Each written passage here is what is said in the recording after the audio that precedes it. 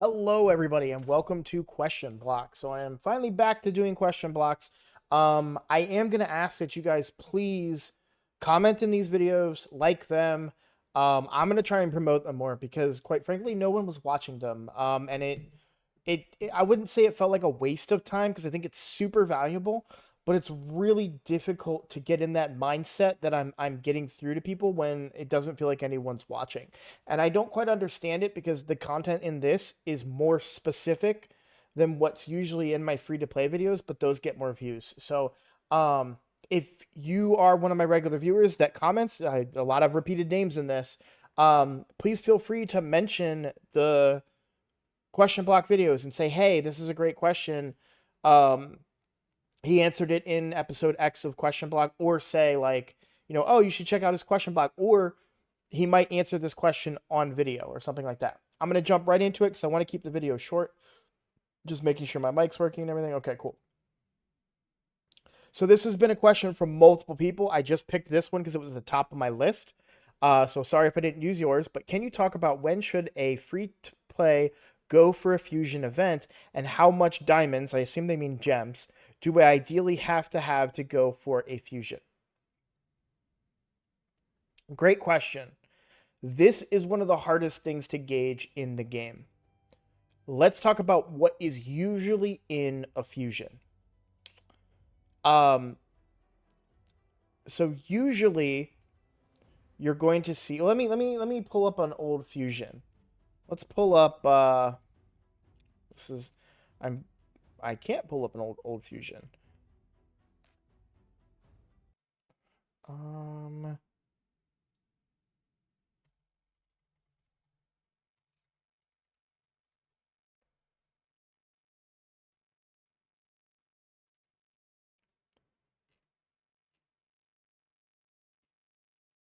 Oh, come on there. Wait, nope, that's not it.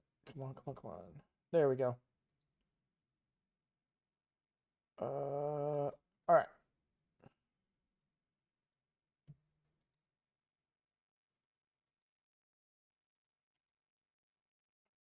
Will that make it bigger?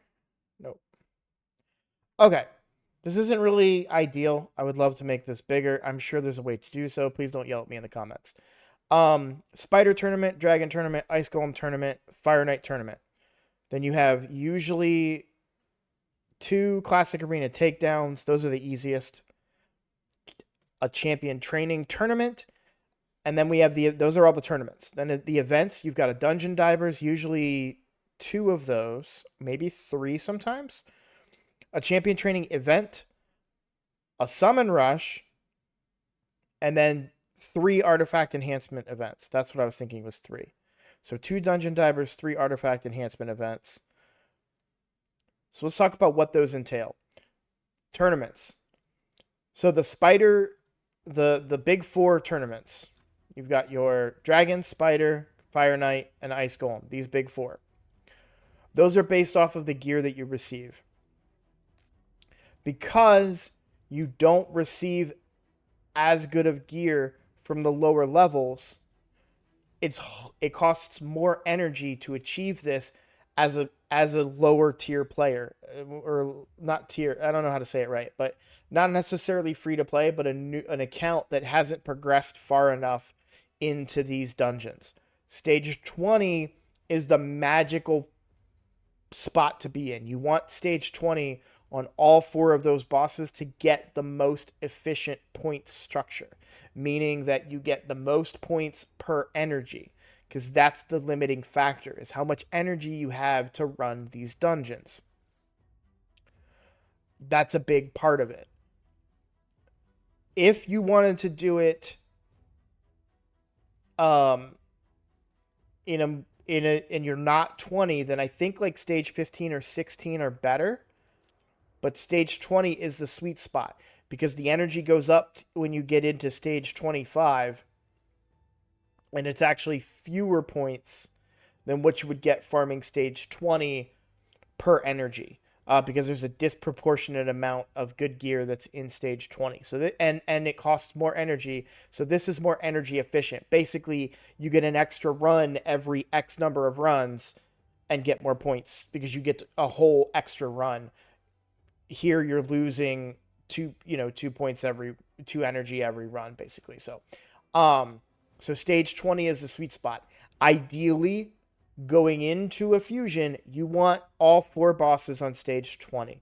That's my recommendation. That's how I would feel comfortable. There, you can do it at lower levels, but it's going to be very energy demanding. To make up for that lack of energy, you're going to want to have the gems, because that's where you'll buy your energy from, your refills. Arena is the easiest one to do. It doesn't matter what rank in Arena you are, as long as you're winning, you will generate enough in those tournaments to gain the maximum fragments or gain the champion, which we'll talk about later. Artifact enhancement is probably the hardest one. Now, I'm not going to say hardest. Artifact enhancement is extremely difficult for free-to-play accounts because you need silver. Right now, I've spent, between both of my accounts, probably 60 million silver to complete the snow points on both of these artifact enhancement events. These are way harder than I think normal ones are. But if this is the future for artifact enhancement events, you're going to have a really hard time getting these. You're going to need a lot of silver. You'll see you get the most silver for 6-starring items, weapons, gear, artifacts. You do get points along the way. So obviously, if it's a 6-star item and you take it up to 4 stars, you get 3, then 10, then 65, then 340. Just because I'm lazy, let's bring up the calculator here. Now, this is not always the same point structure. I don't know for that. I don't know that for sure, so I don't want to say that it is always. All right, so 418 points to take a 6-star piece to 16. First of all, you probably don't have that many 6-star pieces. Second of all, you got to take them to 16. So 418 points. So then if we take the 5,600 divided by 418, or 415, sorry, that's 13 pieces that you need to level. I'm going to be generous and say that that's 2 million silver. Times that number by 2 million. That's not right. I don't know why I'm saying it like that.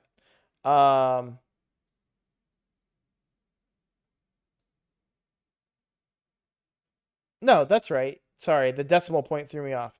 So you need about 26 million silver, and then you need that amount 3 times. This is not perfect math because you not even going to have those pieces to level up. You're also going to be doing some that are 5-star pieces. You're also going to be able to save money by taking some pieces to 12 stars. So if you took a couple of pieces to 12 stars, it's usually cheaper. The biggest gap in silver is when you go from 12 to 16 stars. That adds up quick, and it's very punishing. So sometimes you can just take a bunch of gear to 12 stars and call it good. But ideally, you're doing that in 5 to 6-star pieces. There is more than likely a breakdown on Hell Hades' website, or probably a video by Saf that tells you how to optimize your value for silver leveling up gear.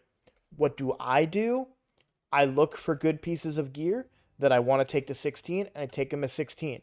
I just completed that particular artifact enhancement event on my main account, and I just went one by one through my champions and found pieces that were still 12-star that maybe should have been 6-star. Like this right here. This is a 12-star piece. Let's say on my main account, it's an accuracy piece, which is what I want on Deacon. Oh, I want to take that to 16. I bump it up to 16, 600 points in the event, or 300 points in the event. Right? Is it 300? It doesn't matter. I get that number of points to go from 12 to 16.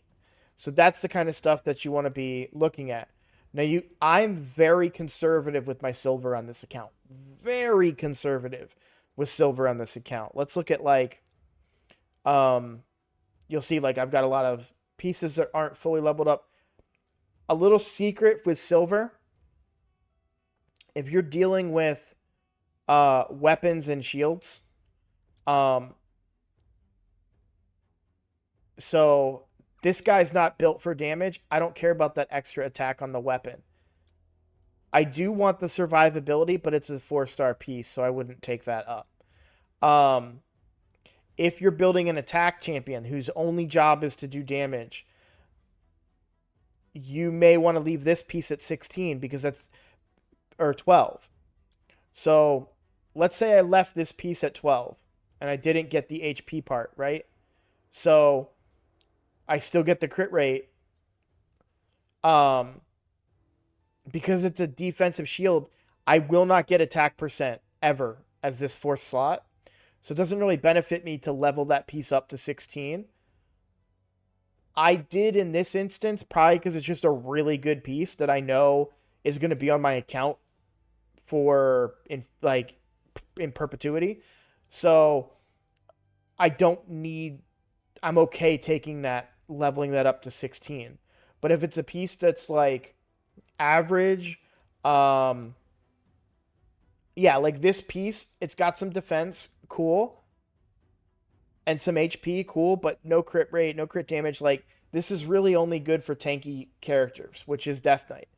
So this would probably someday get replaced, and ideally taken off the account. So you never know. I would now let's rephrase. In this case, let's look at this attack. This piece stays 12 forever. Yes, it brings a lot of resistance and a little bit of HP, but it can't roll defense. So it's not going to benefit this particular champion.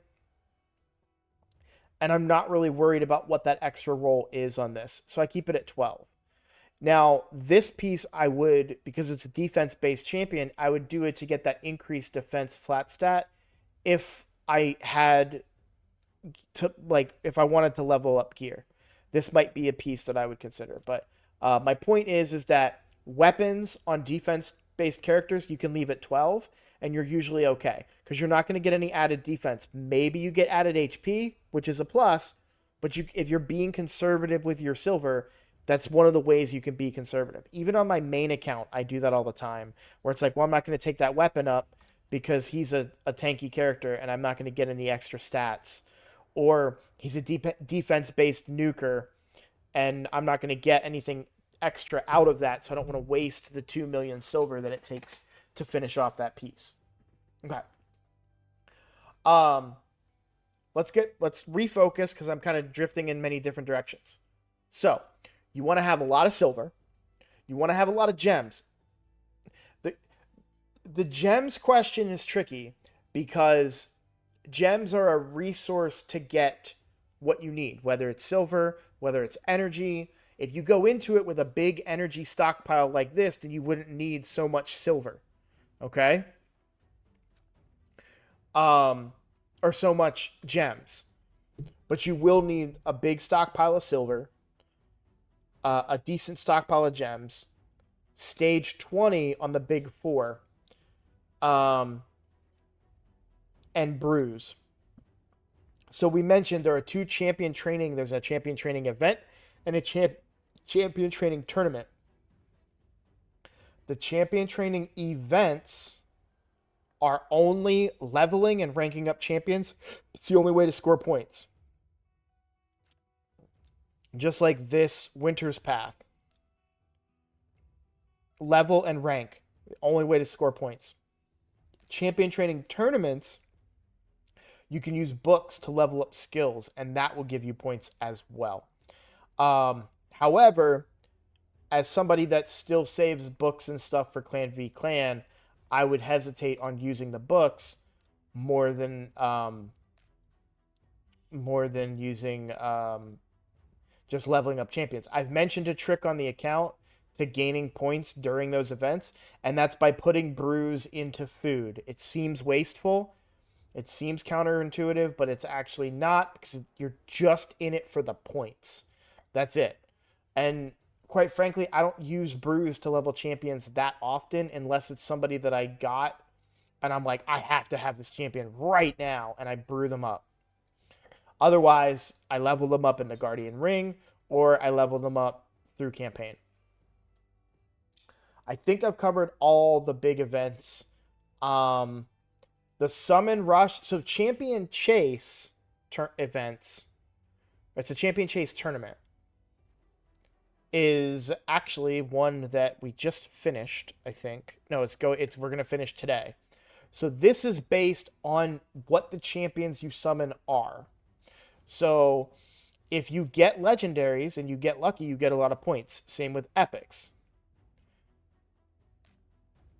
That's just there's no guarantee you could pull your entire shard pull and not get the points that you want. But it's a good time. Usually the champion chase tournaments coincide with a 2x event. Summon rushes coincide usually with 10x events, or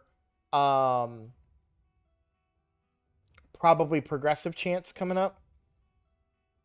Summon rushes are usually, now those ones are only points based on the type of shard that you pull. So sacreds give you more points than, and primals give you more points than voids and ancients, respectfully.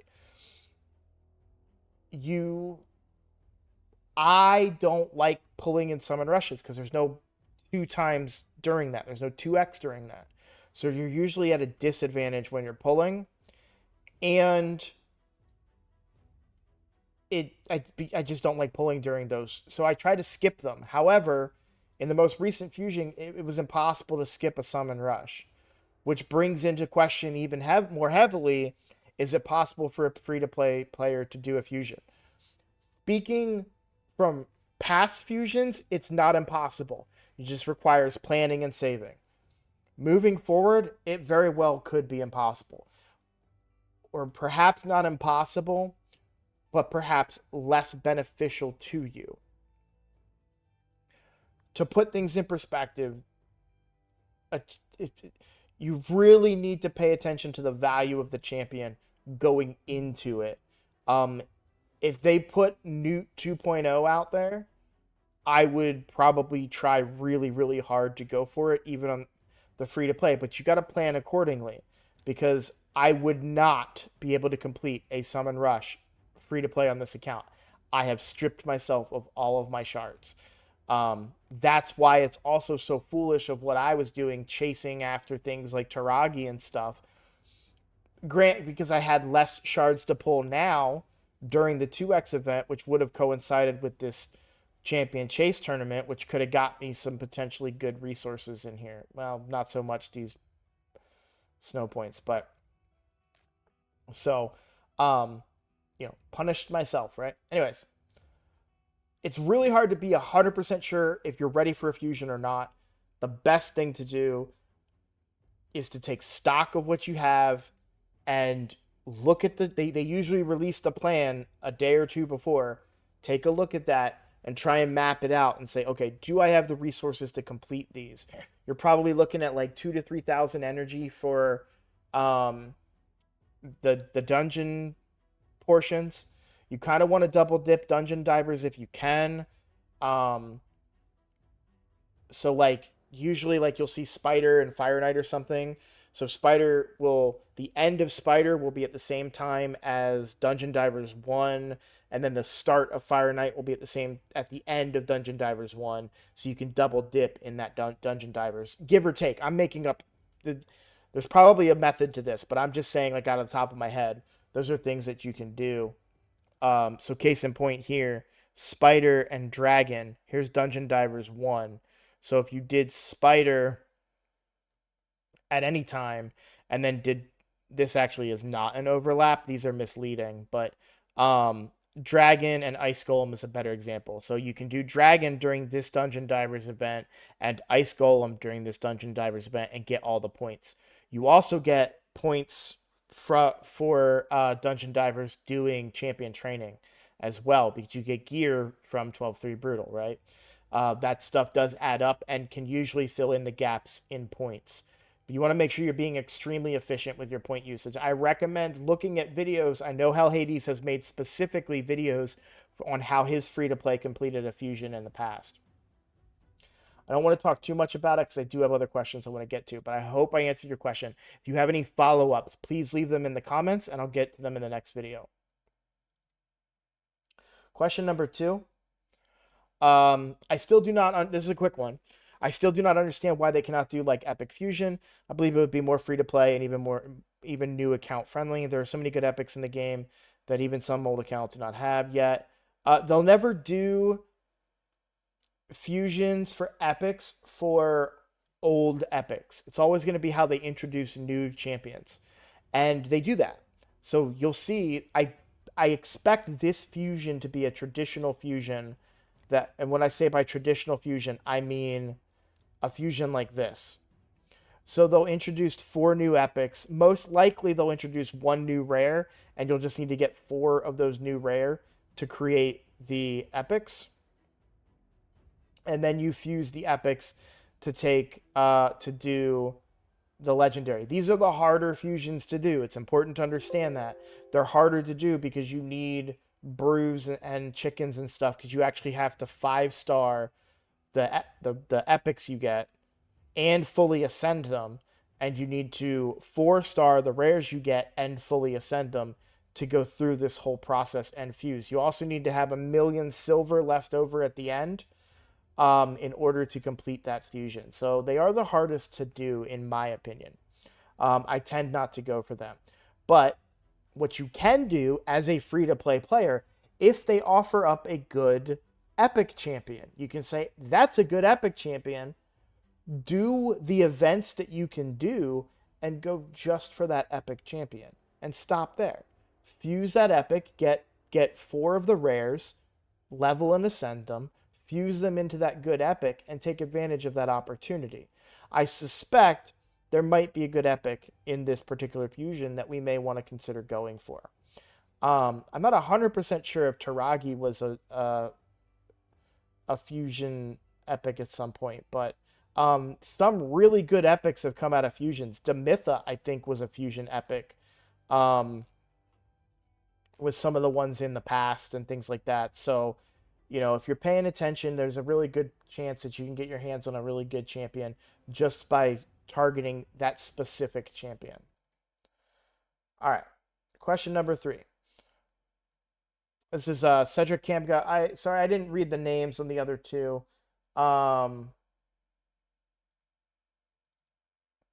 Number 1 was Tarim Zaman, and number 2 is the same as this, which is Cedric Kamga. For the next question block, have you ever used Georgid, Pythion, and Tyrant? I've used Pythion a bunch. Pythion is carrying my account. He is my best support. I have no others like him. He is absolutely carrying my account and one of my favorite champions out there. The damage reduction is huge. His full revive with strengthen is huge. Cleanse and then a block debuff is huge, and healing by his HP after each hit is on the person that needs it the most is absolutely huge. Pythion, if I was to get Pythion on this account, would be an instant 6-star for me. It would be the first champion that I would go for because I completely lack support outside of Ursula. I need healing. He would bring it. He was a part of my clan boss team because of that damage reduction and because there's no buff removal, so I could just keep putting those buffs on. And also he would prevent the stun and the poison and the slow and all those different things. So love me some Pythion. Georgid is probably one of the best DPS in the game right now. I think he's a Night Rev, right?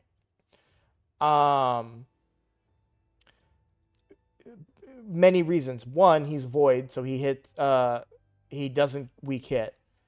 2, he ignores Stone Skin. He's one of the only champions that can ignore Stone Skin that I'm aware of with his A3.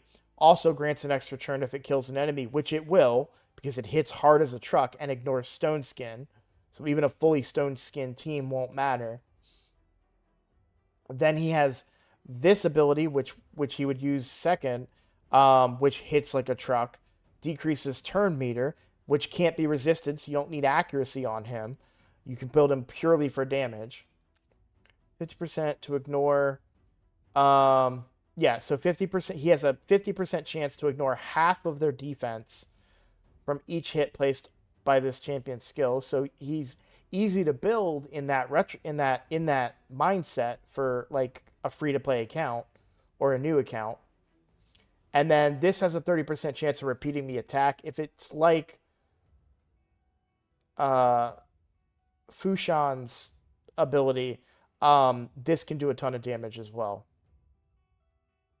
So he is really, really good in PvP, mostly because he ignores Stone Skin and he ignores everything else. Unkillable, block damage, literally everything else. He is insane.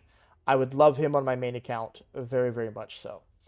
I would almost want him just barely over. No, Terrace is still the king, but he's definitely second to Terrace for sure.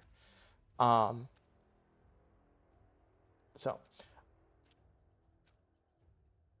the other ones you asked about were Tyrant.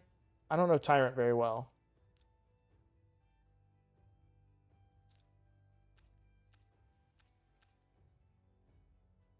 Okay, AoE HP burn, huge for most accounts. Ally protection, huge for all allies. So ally protection and increased defense, huge on almost all accounts. Heals this champion. Yeah, I mean that effect doesn't matter that much for clan boss, but yeah, really this is a good champion. But this burn, AoE HP burn, that's your spider killer right there. That's how you kill spider, with AoE HP burns. What was the other one you asked about? Yeah, that's pretty much everybody. So your dilemma is clan boss, Ursula, and Artak. So I don't think Tyrant, you're not bringing Tyrant for the HP burn, you're bringing Tyrant for the ally protect. People talk about unkillable teams so much, but unkillable teams are just easier to build, but you can build killable teams and just get the same thing out of an ally protect team where you just take very, very little damage because ally protect. That's going to get you more turns. If I had an ally protect champion, I would completely use it on my current team. That's why I went so hard for Taragi. What makes Taragi so good is that Taragi does ally protect while also bringing poisons, so he does a lot of damage to clan boss as well. Where's he at?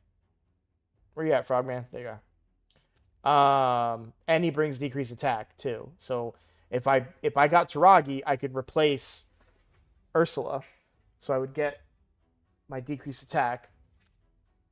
We don't care about the provoke. Ally protect, shields, and even reflect damage, and then he has a 50% chance of poisoning the attacker. Now, it only occurs once per hit, but it's extra poisons on a guy that's just supposed to keep you alive. Big value. So, ally protect champions are very important on clan boss. So, I would take Tyrant probably over Ursula. In my team for sure, because he's also going to hit harder.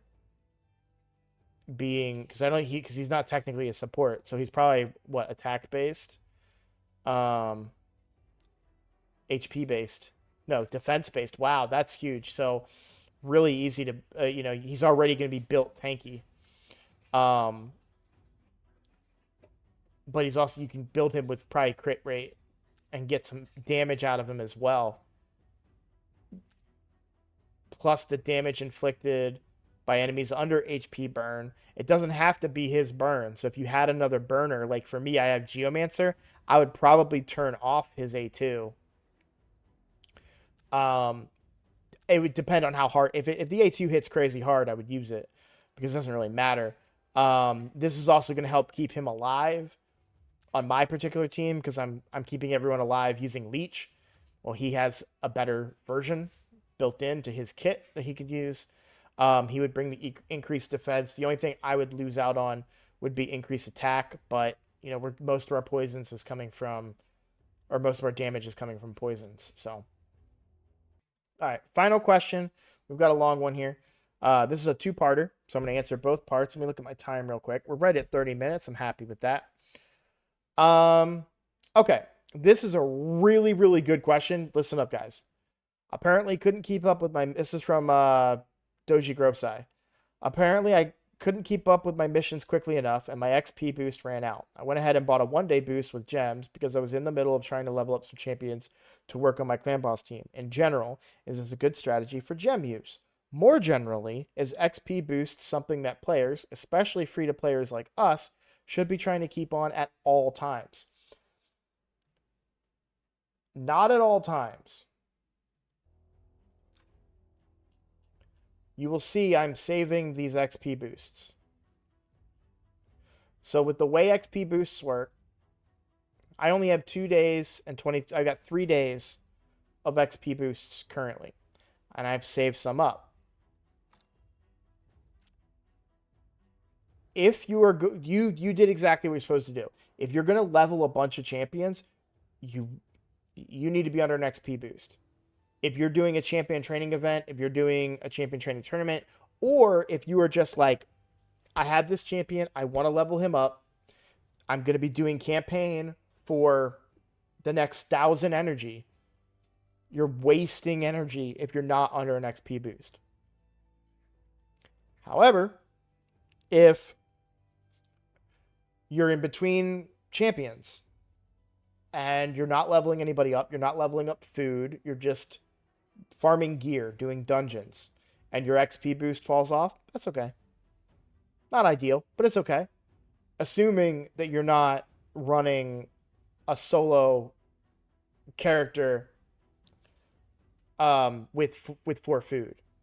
If you're running a full team of 5 on stage 20 of Dragon, yeah, you're fine. Not having XP boost. It will be harder to keep up as a free-to-play.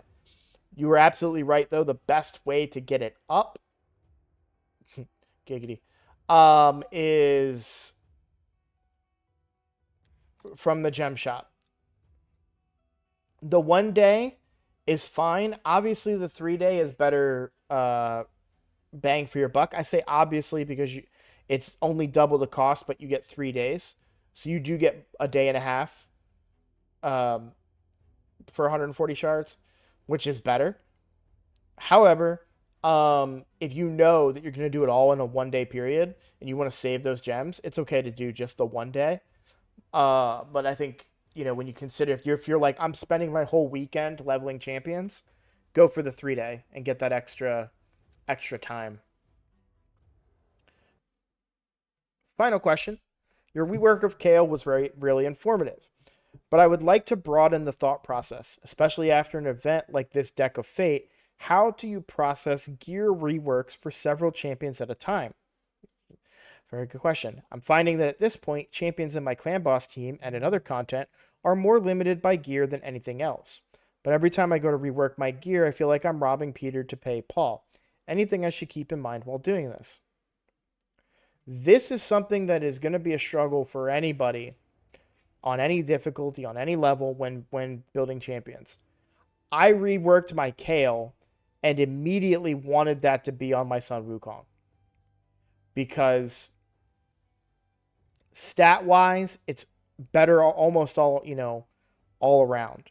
And I want Sun Wukong to be my heaviest hitter in Arena. He's a legendary. He hits hard. One of the big things that my Sun Wukong is lacking is the crit damage gauntlets, because I'm not able to get the crit rate elsewhere on him. I have to go with crit rate gauntlets.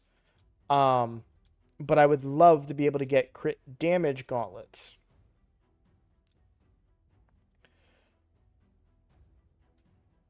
So what I tend to do is build a champion to a point that I'm comfortable with and then leave them be. And then reassess every couple of months or weeks as I get new gear. So, for example, we're in the middle of an artifact enhancement event. This is an event that I need to level up my gear in order to get points. So I went back and I looked at some of my old champions on my main account. We're talking about my main account here. And I saw that I had some guys that had like a 5-star accuracy banner. Oh, okay. Well, I don't really need. I have a 6-star accuracy banner now. Let's replace that. I saw people that had um that had that were an HP champion that had an attack neck because I didn't have better gear at the time and I just wanted them to have something. And so it's like, oh, I have this 6-star HP or 6-star crit damage or whatever fits their kit. Let me replace that. And then I upgrade it and I replace it. So you do get to a point where it becomes easier. Let's talk about Venomage. What would I do differently on Venomage? Well, right now, Venomage is at 96% crit rate with 135% crit damage. Now, he really needs accuracy because a lot of his damage is going to come from poisons, but also activation of those poisons. So we need those poisons to be on the boss. So that's something I need to keep in mind. Could he find success in the exact same kit that my Kale is in? Absolutely, he could. But is he as well suited? Well, that's where things like multipliers come into play. Do I want him to do a lot of damage? Yes, but would crit damage gloves be that extra damage that I need over, like, if his multipliers are lower? One of the big reasons for crit damage on Kale is that Kale has an AoE nuke. I don't know what the multipliers are on. Well, he doesn't have any AoE nukes, and I don't think. Wait, are they really all? Oh, this is an AoE nuke. Okay, I was like, I know he does an AoE. I've seen it. But I don't know how hard these hit. So if we look at Venomage, I happen to have him pulled up right now, and his multipliers: 4 times attack, 6 times attack on this, and then 2.4 on that. Let me pull up Kale's multipliers kind of in comparison.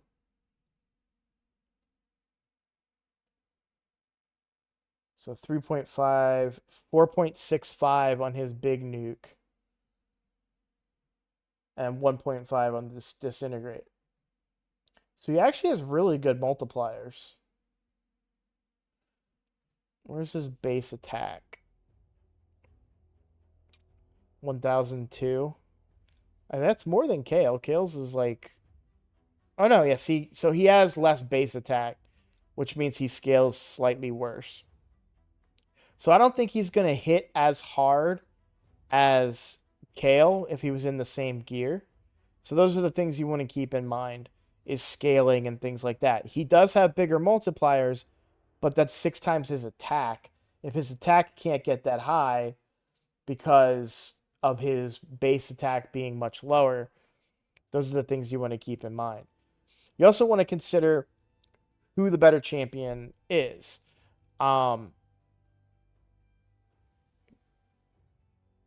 Kale is going to stay in my clan boss team. Sun Wukong is going to come out of it and only be PvP focused. So, and I felt like Sun Wukong is doing the right PvP damage that I want.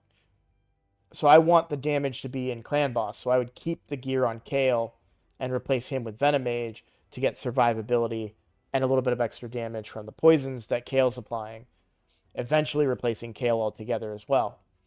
An important thing to consider is also when you phase out champions. This is something I'm really bad about on my main account.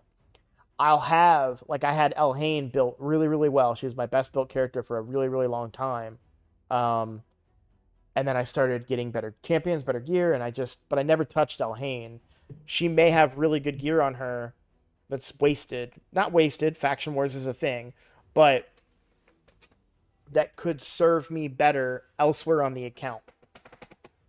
And you want to make sure you're paying attention to that. Apothecary gets a lot less play on this account. Now, thankfully, he doesn't have any crazy gear, but we got 2 pieces of gear right here that are pretty bad, honestly. I'm glad there's HP here, but we don't care about the crit damage or flat defense. And we get defense here. Okay, these are decent. I could see these on on my my Ultimate Death Knight. They might be a bit of an upgrade. We do get some defense. Actually, this is a really good shield, so maybe not. But, that's the things. Those are the things you kind of want to look for and say, oh, well, I don't use this champion anymore. Let me move some gear around. Likewise, here with the Husk, 14% crit rate on a champion I literally never use. Kind of wasted there.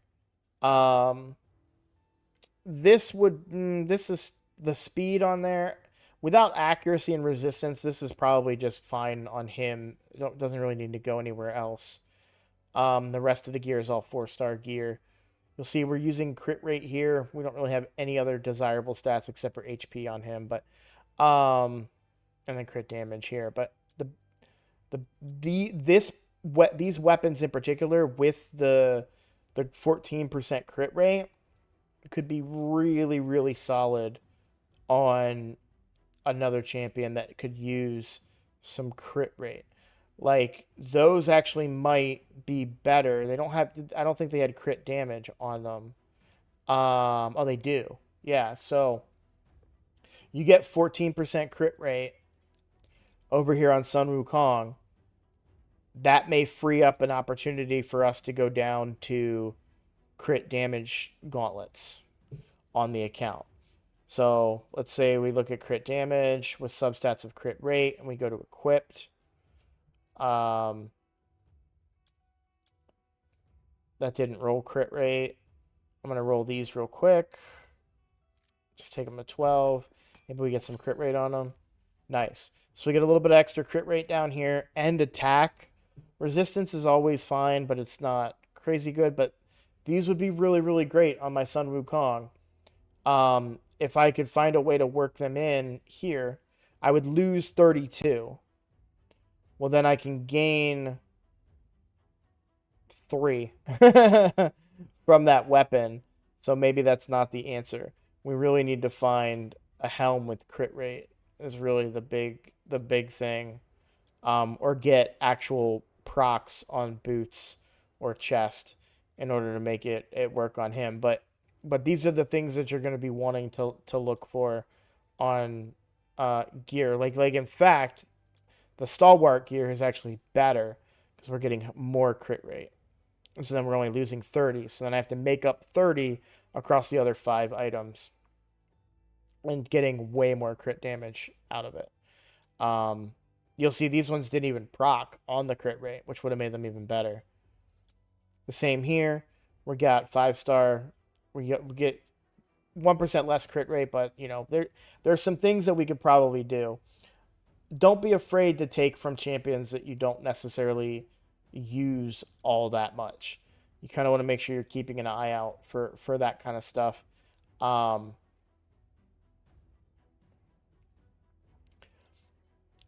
you want to keep in mind where you're going to get the most value on the account.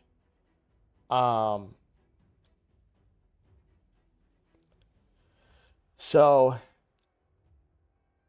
if you're like me, I run the same couple of champions on my account.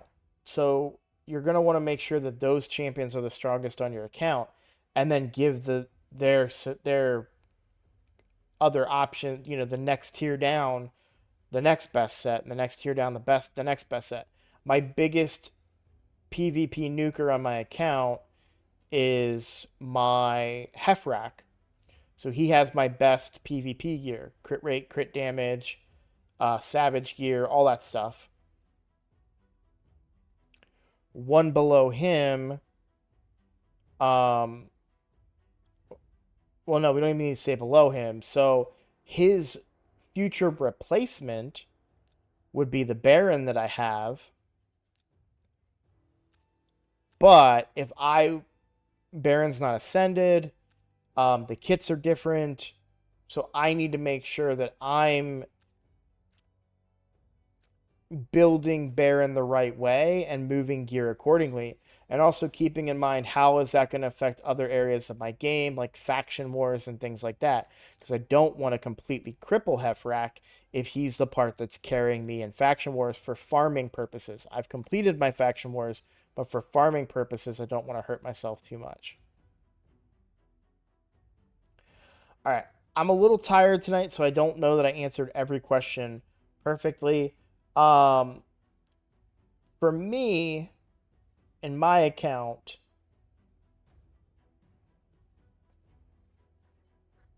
yeah, so reworks for several champions at a time. You just got to rack and stack is the best way to put it. So put people in specific tiers. Let me give you a more specific answer to your question because I kind of rambled on there. Put people in tiers. You have your nukers, right? Who's the most important nuker on my account right now? It's Kayle. Right now, for now, Kayle is the most important nuker on my account. Then it's Sun Wukong. Then probably Nuker. We're talking about Nuker. Would be Coffin Smasher, who actually does, like, their damage comes from hitting enemy champions. Then we have support champions. My best support, my most important support, is Deacon, seconded by Ursula, third by Ultimate Death Knight, who is not booked and not, I don't use him right now.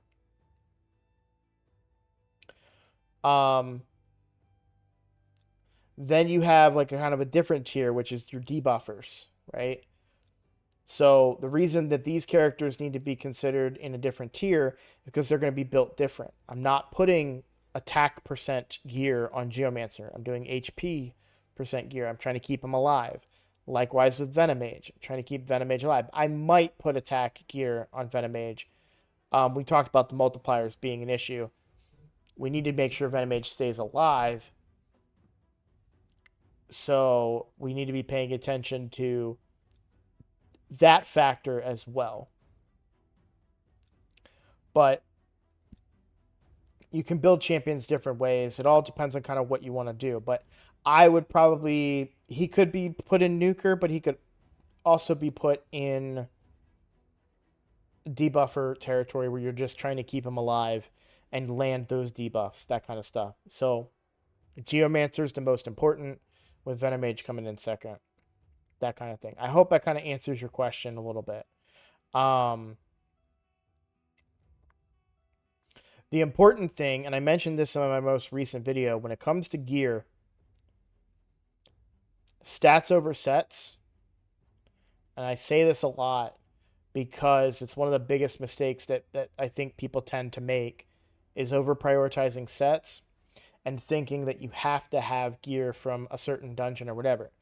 Farm dragon. It doesn't matter if there's a dragon event going. If I have extra energy and I don't have any plans for it, like I don't plan on leveling up food because that's a manual task, I just throw my multi-battles at the dragon and see what kind of gear I get. If you notice, if we look at the gear sets that come from dragon, you've got speed gear. Look at all that. All that's from dragon. Accuracy gear, all that's from dragon. Lifesteal gear, all that's from dragon. Days, all that's from dragon. Frost, all that's from dragon.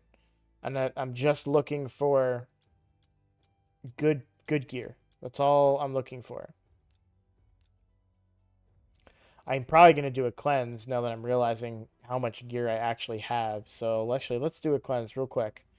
I'm going to double down, y'all. I'm going to put my money where my mouth is.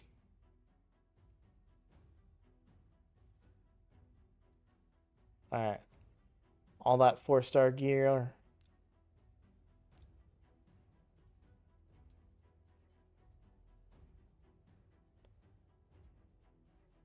I can go bye-bye.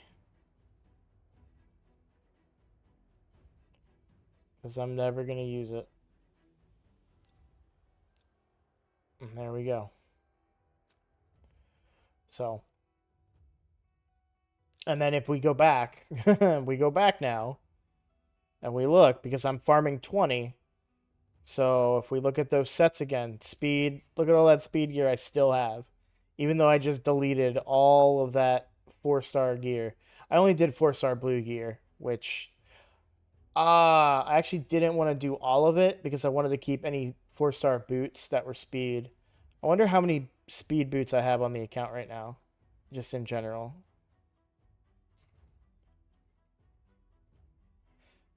And, but to be honest, I still wouldn't use them. And I'm going to get a lot more 5-star speed gear here in the future. So I'm okay with that. Yep. All right, guys. Well, that's the video. We're right at 50 minutes. Let me know in the comments if you've made it this far. Please let me know in the comments. How can I make question block better? Do I maybe take fewer questions and make it shorter? Do I maybe prepare my responses earlier so I'm not rambling as much? Let me know what you guys would like to see me do to improve and get more views on question block videos in the future. Thank you all so much for watching. Thank you for all the support, and I will see you guys in the next video.